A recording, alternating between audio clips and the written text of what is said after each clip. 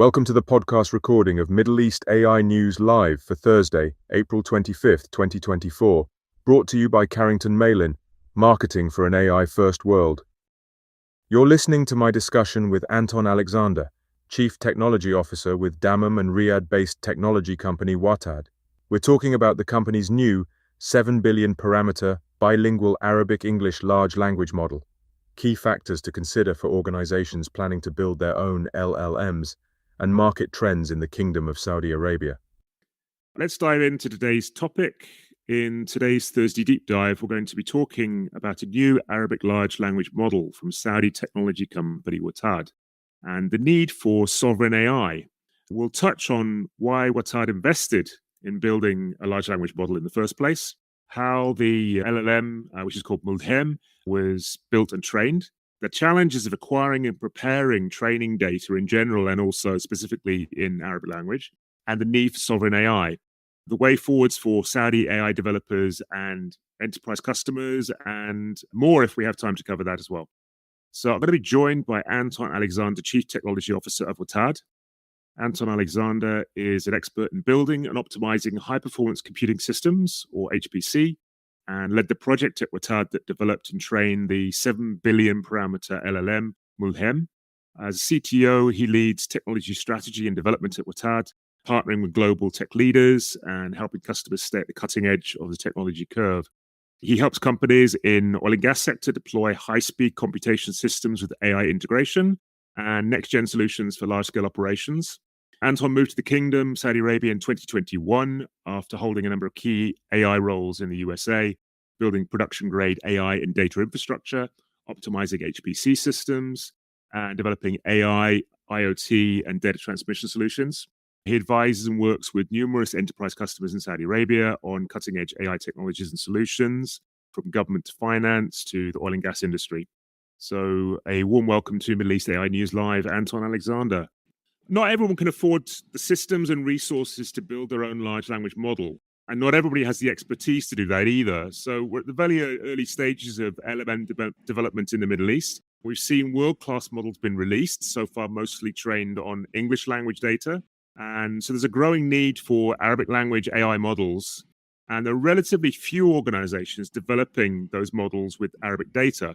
Meanwhile, there's more and more interest from big companies and government entities across the region in building their own models or adopting others, and they're doing the research that they need to decide whether to build in-house, to outsource, or to use existing models. So, Anton, before we begin to talk about the new Arabic model, Mulhem, it would be good if we could start talking about what's actually involved in building a large language model, what resources are required. Perhaps you could give us a sort of quick building LLM for dummies guide in this first 5 minutes. So for my particular project, when I was tasked with this for building an LLM, and I'm not a researcher, I'm an engineer, right? And I'm going to go through the engineering design process more or less. So I'm going to look at certain things, right? So when you're training large language models, you need computation. You need to understand what your computational need for what particular a number of parameters you need. And you need to establish how accurate or how many parameters you need for your model. What's the breadth and depth and magnitude of the model's need for the organization, right? So there's different parameter sizes that provide different performance levels. And what do these parameters mean? Well, there's general rankings for these parameters. There's different benchmarks that you can look at, like the Llama 3 came out. You can see that Llama 3, 8 billion performs as good as like ChatGPT 3.5 in English. And you can see the Llama 70 billion 3 performs closer to ChatGPT 4, right? So depending on the performance metrics that you need, then there's also talent, which is like the most critical part. Do you have the talent within your organization to do this? Or do you need to outsource the talent? Then the last, but probably the most important part is data. And this is the challenge with a lot of, countries, not just organizations face. Do we have enough data to create our own models? And these are like the key components. Then after you kind of like get this together, there's also other things. LLMs are pretty large, so they require more than one GPU. So there's techniques to distribute this training across multiple GPUs. And these are called distributed compute techniques and frameworks. There's many of them. There's Ray, there's Deep Speed, there's Colossal AI. And with these type of frameworks, they allow you to optimize on your training costs and as well as your inferencing costs. So training large language models are expensive. They can cost you upward of $1 million to $100,000, depending on your strategy in terms of distributed compute. So you need to make a decision on, your parameter size, your training strategy, your data and things like that. And I mean, these are critical decisions that can cost you, millions of dollars. And when you make a mistake, and the energy bill too is pretty high if you have your own infrastructure. And that's another decision that you also need to make, right? Do I go CapEx and purchase my own infrastructure, or do I go OpEx and pay for it in a cloud or some local cloud services and things like that? That's pretty much the decision metrics. Then the last part of it is basically what framework I'm going to use. What model am I going to use? What architecture for training my model am I going to choose? You have to make a decision on, are you going to pre-train this model as an organization, right? Or am I going to fine tune this? And what type of accuracy do I need with this model? So pre-training allows the model to become more coherent. Its ability to basically generate text becomes better depending on the data, of course, right? Because the data is the key. So if you supply good data, for example, Llama 7 billion, Llama 2 7 billion is not really that coherent in Arabic, right? But once you pre-train it, it can generate Arabic text better. That's a decision you have to make with your technology team and your team that's training the model. Then fine tuning, right? You hear the word fine tuning, but there's multiple techniques to fine tune. There's SFT, there's RHLF, there's DPO, IPO. People have different beliefs on this, and researchers are very religious about this. Once again, I'm not a researcher, I'm an engineer. So I'm making the best decision for my organization to reach their target. That's kind of like the overarching viewpoint of training a model for your organization. And also like your fine tuning set. That's basically it, Carrington.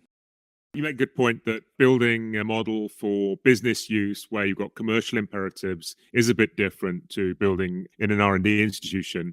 And I guess this means that you're less inclined to take some risks if you know you're going to get a good result with what you know. Exactly.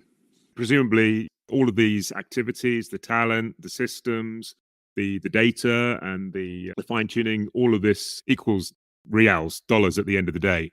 And this will cost you a lot to get right, and it will also cost you a lot to get wrong. A lot. It costs you a lot to get wrong. A lot. Let's start on talking about Watad and the project that you ran. To start with, why did Watad make the decision to build its own Arabic LLM? Great question. I mean, that's a golden question, right? At the time that generative AI, we were primarily focused on computer vision. I had a lot of friends that were at Google, NVIDIA. I have very good friends at NVIDIA in different organizations. And when Google came out with the attention is all you need paper and generative AI and ChatGPT came into fruition, there was a huge boom and everybody was so interested in ChatGPT, had their opinions on it. And, at first AI was about, in terms of like real industry, was Industry 4.0 and IoT and basically computer vision and things like that. Then ChatGPT came and generative AI came and really changed the game, right? And being here in Saudi Arabia, there was huge initiatives for AI, and it basically became an initiative within organizations. The Saudi government, it's a lot of support here, especially the NTDP program, Gaia, the Generative AI Accelerator. They have a lot of initiatives into AI and support locally here within the government, right? Which, we're in that ecosystem. We get a lot of support from them. And the business here is more geared towards local companies and enabling local companies, which Watad is a local company. So we saw that was an opening for us to basically get into generative AI with our skills. We have a very talented team. I have a great team of engineers here, particularly Saudis. Like most of my team is Saudi engineers that I've basically trained. We're NVIDIA partners. So we're partners with NVIDIA here in Saudi. We sell NVIDIA infrastructure to large organizations and we install them. So with that, we saw, hey, man, we have the talent, we have the skill. Let's work on an LLM. why work on an LLM? We've tested other LLMs for production-based use cases, particularly like retrieval systems and with bring your own documents type of thing. And the performance in Arabic was not that good. Second of all, Saudi Arabia is unique from every other Arabic country. Their protocol and the way that things must be communicated is much different, right? And the cultural sensitivity to Saudi Arabia. So basically, things that you might ask in another country might not be appropriate in Saudi Arabia, right? And if you have a product, you're displaying your product, and the guy who comes, who's not an AI researcher, who's not an AI engineer, starts asking certain questions to this model, and it doesn't respond culturally sensitive, this can be a problem. So this was the issues we tried to fix, and the relevant data to Saudi. Like you ask about certain areas or certain cultural nuances, this wasn't available. So basically, with new training techniques such as DPO, we saw this as an opportunity to kind of like preference our model or make our model unique with a Saudi identity, one, and be culturally sensitive to Saudi Arabia versus other countries, and also be able to have an optimal retrieval system. That's our focus business. Our focus in generative AI, we are a business, and our goal is to get big wins to our clients. We're focused on our customers, right? And we take ownership over the business that we're working with them at. And most of the need here, because of the government restriction on data, the data can't leave the country in a lot of government organizations. So having retrieval system based on Arabic models that can understand and extract data in Arabic, where people can take their organizational data, embed it, put it into a vector database, and have an AI model that's able to understand this data as well as be culturally sensitive to Saudi Arabia in a way it communicates, and having a Saudi identity was what we thought would be a great business to embark on. And there's a lot of other models. We're friends with the guys at G42. They did a great job. There's one from CAX as well, and it's really great. For us personally, we're a business and we're more business centric. So, and we had the means and the finances and the technical know-how to create our own model that was more geared towards business purposes. So that was kind of like our motivation, if that makes sense. So it wasn't simply the Arabic language, it was also having a model that's specific to the local domain that references Saudi information, culture.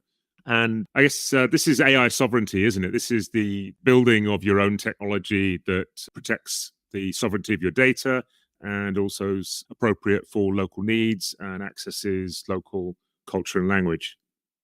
Yeah, exactly. And it was trained in Saudi. Like we didn't use overseas servers. We didn't, all the data was kept here. We had some data on like storage buckets in Google, but we were using the local region here. This was the first ever model fully sovereignly trained in the Middle East. Let's just backtrack a little bit to what Watad does day to day, because AI seems to be core to your offering and what you're doing with enterprise customers in Saudi. Day to day, basically, we work with our partners here. We have strong partnerships. Like I said, we're partners with NVIDIA. We're also partners with Colossal AI. And maybe I should talk about our partners a little bit. Is that okay? Who assisted us with training the model? So, like I said, I'm an engineer, right? And a lot of you guys have flown in a plane or driven a car or rode in a bridge before, right? And as an engineer, if somebody asks me to build a plane or a bridge or a car, I got to make sure it kind of works, right? Because if it fails, people can get hurt. So when I designed this LLM, I had to make some decisions. I looked on GitHub, I did research, and I found one of the best companies in the world in regards to training large language models. They were the actual first company to work in the world to open source our RHLF, right? Which is the method that OpenAI created for creating ChatGPT. They just recently open sourced Sora, OpenAI's video generation. It's called Colossal AI. They're our partners. We have a agreement with them in the entire Middle East, exclusive agreement with them. Dr. James Dremel from Berkeley is the leading HPC professor in the world. And Professor Yang Yu is the basically leading expert and most published professor when it comes to HPC. He's out of Singapore. And he went to Berkeley. He's a PhD. So as an engineer, I'm trying to get the advice from the best shipbuilder or plane builder. So when I put my family in it, I'm pretty sure it's going to reach a destination in one piece, right? We at Watad, that's kind of like our business model. We're going to form the best, most strategic partnership. And this is what we did. So they assisted us in building this Arabic LLM. And we're also partners with NVIDIA. We had some help from NVIDIA, my friends over there, Brandon, different guys, right? And great advice in terms of like optimization and what Colossal Framework does as opposed to other frameworks. And researchers have their own opinions. Colossal allows you to optimize the training costs and also speed up the time of training. Some of our customers are the biggest customers in Saudi Arabia in terms of like organizational size. And so we have to meet their needs. So we're not really looking at who's doing what or what is what. We're just highly focused on our customer and their satisfaction and how to make ourselves as an organization and our model better. And like I said, that's why with strong partnerships with technically proficient people, finding the best technology to run our models on and gathering our clients' requirements and having strong communication with them and taking ownership over the projects that we have. So basically, I would say that's our daily task. Anton, let's talk a little bit about the project management approach that you had for this new large language model and how you assembled all of this. So the project management side of things, right, in AI is a little bit different because conventional, a lot of people here probably are used to Jira, Confluence, and different things which we use, right? But with AI, there's a new challenge, especially with these large language models that exist. It's storage of the data and versioning of these large models. Hugging faces is a big factor in here, right? I have my project manager, Hamza, based here in Saudi. We use Jira, we use Confluence, but something else that we use large buckets and we have our own storage. So we are selling a model that can be locally deployed and developed in Saudi. So what we had to do is architect our data pipeline. This is part of the project management scope, understanding the chain of custody of the data, right? Because if you get audited or so you're saying, hey, I'm doing sovereign AI, local AI, how does this look like? So architecting your data pipeline and basically storing your data in a format that when it's time to train the model could just be trained, right? There's different types of data sets. There's pre-training data sets, right, which require meta tags and metadata. Where did I get this data from? What time did I get it? Who collected it? Was it annotated by a human? Was it reviewed by a human? So basically, this is part of the management process, storage of the data. And this is a critical part, right? And this pre-training data is just large chunks of text that you extract. Then there's that management of that entire process of taking a data from a data source, whether it be a website, a book, a PDF, whatever it is, extracting this data and storing this data. Then you have the other part, which is you need to build something called instruction sets, right? So what is ChatGPT and why is it different from GPT? ChatGPT is a model, a generative model that's trained on instruction sets where there is a question and a response, okay? And that's a lot different than I give it a couple sentences and it generates the rest of the text. That's a generative transformer model. That's just generation, right? But when you fine tune a model for a downstream task, such as a chatbot like ChatGPT, this requires a different data set. To get these data sets, it requires a specific process where you take relevant data and you develop questions and responses. And sometimes like we have our own proprietary technique. We have our own models that are trained in Arabic and English to basically generate these Q&As from small chunks of data. So we have a pipeline that we've developed to basically create these Q&A data sets. And there's different types. There's DPO, which is direct preference optimization, right? Which is basically what we kind of did with our model. Sometimes a model might respond with an answer that's not appropriate. It might be right, but it might not be the preference that we want, specifically for Saudi Arabia, right? And these data sets must be hand annotated. Somebody has to sit and review them. So you might ask a politically sensitive question that for Saudi Arabia, it might not be appropriate because of religious and different things, you know? So we use techniques and created a pipeline to kind of like create these data sets. That's the most critical part of the project management. Then you can use your regular, Agile, Jira, Confluence. The other part is storing these data sets and storing model weights and versioning your model. So as your model trains, you might train it one time, train it a second time, train it a third time. How do you manage these models? How do you manage these data sets? We use Hugging Faces, which is standard across the industry right now.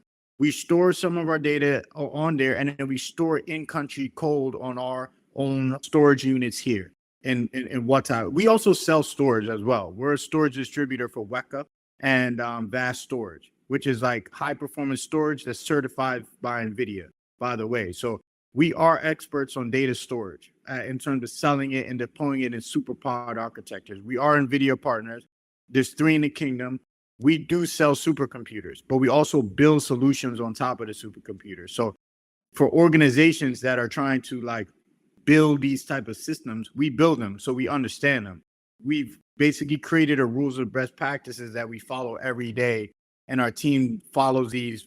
Then the code and the management of things is typically Jira, GitHub, things like that. And then we have a local deployment of Label Studio. Some people use, I don't particularly use it. I just use raw JSON format for storage of the data. And that's really it. Like, and then training, right? How do you manage training and how do you manage training pipelines? Well, once your data is stored correctly and you have Hugging Face's data set format, you can basically start the training pretty easy, right? And the last part about this management of training an LLM and project management is annotation. Human basically reviewing data and checking data, right? Either using large language models to kind of check the data or actually having humans go through and annotate the data, depending on how severe the data is. Oh, and also counting tokens, because you have to reach a certain number of tokens to train your model. So you also have to manage your token count. So we have our project manager. He manages each specific meta tag from the data. So this data is gathered from blah, this source, and the subject is this. So we have scripts that go through and say, we have X amount of tokens on Saudi politics. We have X amount of tokens on Saudi government, general Arabic tokens, blah, blah, blah. So you need to kind of like have a diverse, balanced set of tokens in different areas, whether it be pre-training or fine tuning. So the data balance is very important. So that's all part of the project management lifecycle for training LLMs.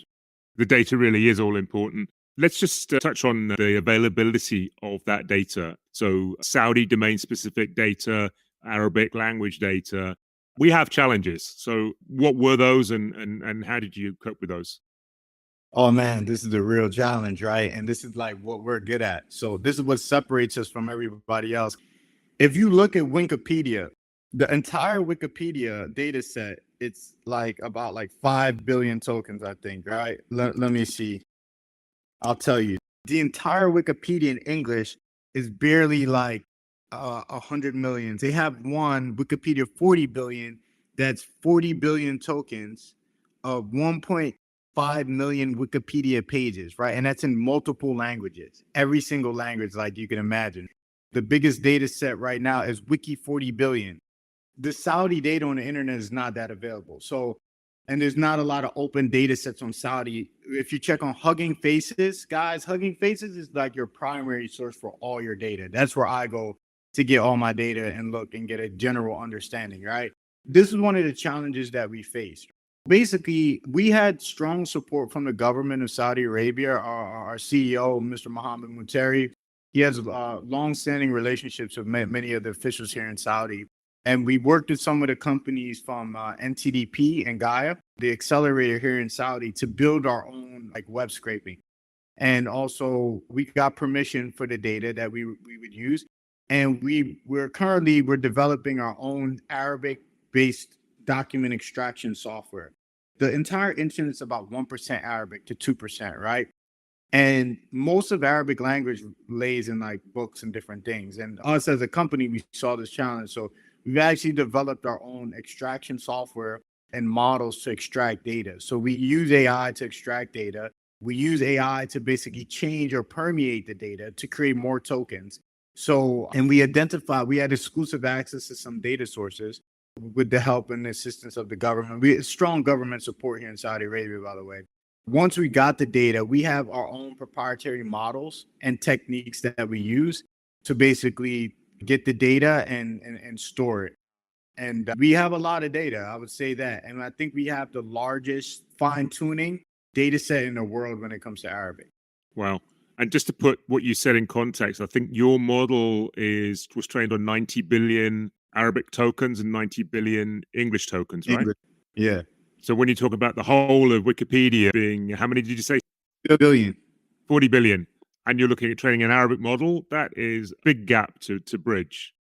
Yeah, it's a big gap. The data set that GPT was originally trained on is called the pile. And it's a combination of Wikipedia, Reddit, all over the internet. So like they came up with novel techniques for scraping data. And that's kind of like what we do, right? Like I said, we're engineers. So basically, I'm not a researcher. Salute to the researchers. I appreciate everything you do. But my job is to basically build a plane that will fly and get the job done and safely land. I'm a pilot too, by the way, right? So that's my job. Like, I'm going to fly this plane. I'm going to get the family safely there and land. We are developing novel techniques to get the job done the best we can to serve our clients. Because once again, we are client focused. Our client success is our success. And we're going to deploy the best techniques to do that, right? And coming from, being in America, working with some of the top guys in the AI field, coming from, a more security or defense background, it's the mindset's a little different, right? It's all about co-creation capability and mission success. So we're focused on accomplishing our mission and making sure the client gets the best. And we take ownership. It's like our company. So we're going to do whatever it takes and use the best techniques to deploy these large language models. And like I said, our partners are the best in the world. And we have an exclusive relationship with Colossal here in the Middle East. And they have one of the #1 Chinese models in the world. I think the best on Hugging Faces. So with their expertise, we kind of took that and how they gathered their data set. They assisted us and assisted our team. And like I said, it's about the knowledge transfer, right? I'm not a native Arabic speaker, but I had the Saudis working with me. And that's something that our company and our CEO really pushes. It's about the knowledge transfer. So we had Jawahir, Hessa, Yara, a lot of Saudi ladies work with us, and they led the development of the data set. I'm really proud of their work and their efforts, and I'm really proud of my team and what they did with this data set.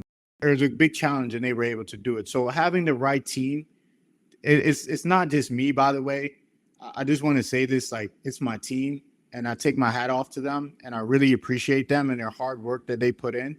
Even on the weekdays and stuff, my team's really passionate. And this data set would have not been what it was if it wasn't for them and the team that I had with me. So, yeah, that's pretty much summarizes the data set. A mountain of work then, and quite intimidating once you get to understand that, to go ahead and plan this and develop your own model. Oh, yeah, it's intimidating, the amount of data that you need.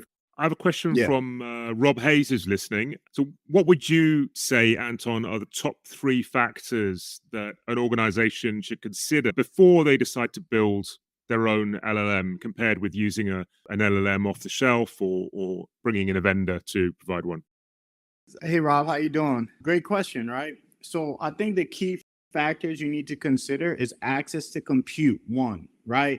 Because you can get data, you can, like, at some point you can buy talent with money, right? You can throw money at the data problem. You could throw money at the talent problem. To some extent, talent is kind of hard right now, but the thing you can't throw money at is GPU allocation restrictions. So you need to really do an analysis of how much GPU compute can I really get in terms of the parameter size of the model I want to get. And once you can allocate and get that GPU, then you can look on, okay, do I have the talent to do this? And do I have the data to do it? If you have compute, talent, and data, you can do it, right? So those are the 3 factors. #1 is compute, because the compute is finite. It's a global shortage.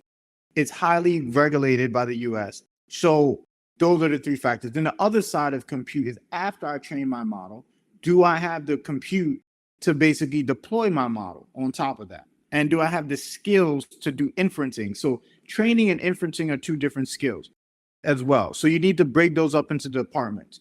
The training, you need compute, you need data, and you need talent. And for inferencing, you need talent and you need compute. Thanks, Anton. And I have another question as well from Abdullah Musa. Is the Mulhem LLM going to be available as open source? Is it licensable? Is it accessible to other people? Our clients are big governmental clients. We're going to give access to people via API and a token. We usually engage in customers. Most of our customers are very big and our contracts are very big. We serve the government here in Saudi Arabia, basically in the private enterprises here. Carrington, I showed you yesterday some of the businesses that we're interacting with, some of the biggest projects here in Saudi. Some of my friends are here from some global companies that we're looking to form partnerships with. So Mulhem was created strictly for enterprise. We are looking to open source our 7 billion model soon because we're going to raise our parameter size and release that on Hugging Faces with our research paper. But right now, we were in the process of closing 2 big deals for enterprise. They've tested out other models that are available in Arabic, and our model is the highest performing model right now in both English and Arabic for RAG. So after we have finished our contract right now with our 2 clients, then we'll open source the 7 billion. But right now we're training 2 higher parameter models right now. So inshallah, in the future, it will be open source. We'll release a paper. We'll tell everything that we've done. But at the moment, we're not, but we are open to give access. Great news. Congratulations. And I guess you're a commercial company, so you're busy. So, it needs to take its priority first. You need to make sure that you're in business. Exactly. Yeah, exactly. So commercializing large language models and generative AI is very hard to do. If I ask as an exercise for somebody here to give me a financial analysis of how much it would cost you to build a model in terms of CapEx, OpEx, compute and resources, and give me a financial projection, a lot of people can't do that. The best lawyers, financial people, they can't. It's a new skill. People don't know how to financially model this. If you have research budget or just money, like you can kind of do it like OpenAI. But if you're an organization and you're trying to figure this out, it's very hard. It's like licking your finger and putting your finger in the air and trying to guess where the wind's blowing, right? So, that's one of the skills that we do have and is very unique to us is to do that. And that's going to be a skill that all organizations are going to need in the future to kind of like commercialize artificial intelligence. And that's where our strong point is. We are into commercial artificial intelligence and enabling businesses to meet their goals in terms of generative AI. I also have another question about maturity on the customer side. What does an enterprise customer look like who's ready to start creating their own? And where do you think we are in the region in terms of on the curve? The first question was in regards to how does the maturity of a corporate client in terms of adoption of AI, right? So I would say, Rob, that's a great question, right? And I would say this to you and everybody who is in this business. You have to manage the expectations of the client and you have to understand their expectations. And that will kind of give you an index of their maturity and where the direction for this is coming from and how much they understand. Because most people are used to ChatGPT, right? It's basically like you drive in a Ferrari and then you go to your garage and you're like, man, I'm about to build a Ferrari. And you think you're about to go in your garage and build a Ferrari. It's like that's kind of like when people are like, oh, I want an AI and local AI, and their expectation is like ChatGPT. So you have to manage it. It's your job as the person interacting with the client to kind of manage their expectation. And once you basically come up with a clear expectations, and clear expectations, I mean basically like this. What is your idea of success? What is acceptance criteria? What are data driven? Because we want to be driven by data, not licking our finger in the air and waiting for the wind. What are clear KPIs of success? What are milestones within this project? And if they could clearly articulate that, then you know that they're kind of mature and they're ready. If they're like, I have an initiative to get generative AI in my organization, then they don't really know what they want yet. And you can help them and guide them, right? But in terms of maturity, it comes down to them having a correct framework and legal understanding of what they're trying to do that they can memorialize in a contract. Because it's business at the end of the day. And you have to articulate these things in a clear manner that are executable by a contract. And typically in engineering contracts, that involves setting clear KPIs of success, milestones, and timelines. And if they kind of don't understand how to do that with generative AI, which is not their fault, this is new, right? And how to budget it, this is new. You got to help them. And you got to basically make that analysis. So that kind of lets you know the maturity of the customer. Also, how well did he understand compute? Because the compute is the key factor, like I said. So that answers the first question. And to your second question, in terms of maturity of the Middle East, in terms of AI, I mean, you've seen what's going on in Dubai. You've seen the initiatives here in Saudi Arabia. I would say that in an area where it's kind of like handicapped by sanctions and different things, they're doing a great job. They have great policies, great things in the works, you know. It's kind of like unfair to compare against the US and China. I think like for what Saudi Arabia and what the other Middle Eastern countries are doing, they're fine, they're good. The one thing I would say is that the private sector needs to be enabled a little bit more. Like in the US, like DARPA and the US government and the DoD really sponsor private businesses and private researchers. It's not government owned.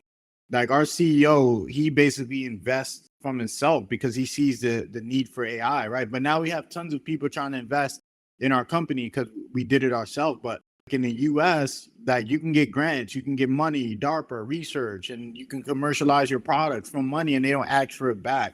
So I would say that's the difference versus the US, is that the private sector is heavily supported by the governmental sector. You don't compete against the government. Basically, the government supports you and you can get lots of money and lots of funding, especially in AI, because it's a matter of national security. So it's just like a really healthy ecosystem. And I think they're trying to do that in Saudi, but I would say that's the biggest difference. And also the other thing is that in the younger kids, they need, like, for example, like we're NVIDIA partners, right? In terms of like small desktop computers and like NVIDIA Jetsons and these small devices where kids can actually learn on, or like small TensorFlow appliances, TensorFlow Lite and things like that. The kids need to start learning that a little bit younger, I would say, because in like the US it's happened. So that's the only two things I would say, like governmental support for small and medium-sized businesses and basically more education in terms of like younger kids in like middle school. Makes sense. And I think, as you said, there are plans in place in Saudi Arabia to increase the amount of support in the private sector as well. Yeah. There's a lot of big plans. I've also got a question from Mohammed, if I could bring him on to ask his question. Mohammed Maki? Yeah, hello. Hi, good afternoon. Hi, good afternoon. I have a simple inquiry. As you are spearheading the development of Watad, can you shed some light on the anticipated initial pricing for this innovative service? So I actually don't do any pricing. I really don't know the pricing part of it. If you're deploying on-prem, we'll basically quote you on the compute and we'll sell you the software with a license depending on how many users are using it. It's an enterprise grade solution. So we're NVIDIA partners, like I said. We can sell you NVIDIA. That's our separate business. And then we'll deploy the model as a Docker container, a containerized application, and we sell the license in regards to that. Then in terms of like future development, you asked about future, what we're working on. Yeah, I'm inquiring about the future and if you will offer it as an open source for the future. Great Progress. question. Yeah. So like I can see, I'm looking at your page. You're in the medical field, right? And one of the other product that we're working on is that in banking and in the medical field is a lot of these forms are in Arabic, and there's not a lot of software that can read Arabic documents offline. Like you have to use like Google Translate or something, right? There's no offline document parsing in Arabic that's highly accurate. So like imagine you have like an Arabic document, your patient's information, and you wanted to scan this document and send it directly in a structured data format to a database. There's nothing that exists for that in Arabic. So that's the other project and product that we're working on. In Watad, it's our enterprise AI suite, we call it, that we're working on. So we have several enterprise AI software for Arabic, which is the Arabic RAG system, our Arabic document understanding, and our Arabic ASR. And all these can be deployed offline within your organization as an API. And your developers can build applications on top of our API. So this is like kind of our vision for the future. for enterprise customers like banks, hospitals, governmental organizations, and things like that who need AI services on-prem. So that's kind of like where we're going with it in terms of our vision for the future in terms of Watad. We're going to have to round off the discussion today. Any final comments, last word? No, Carrington, I thank you, man. I thank you for all that you're doing. I really appreciate you letting me be here. I think it's definitely a service, what you're doing to the Middle East. And I want to say thank you for everything that you do and your time and your dedication to this. I thank everybody for being here and taking the time to listen to me. You've been listening to a recording of Middle East AI News Live for Thursday, April 25th, 2024. Brought to you by Carrington Malin. Thanks for listening.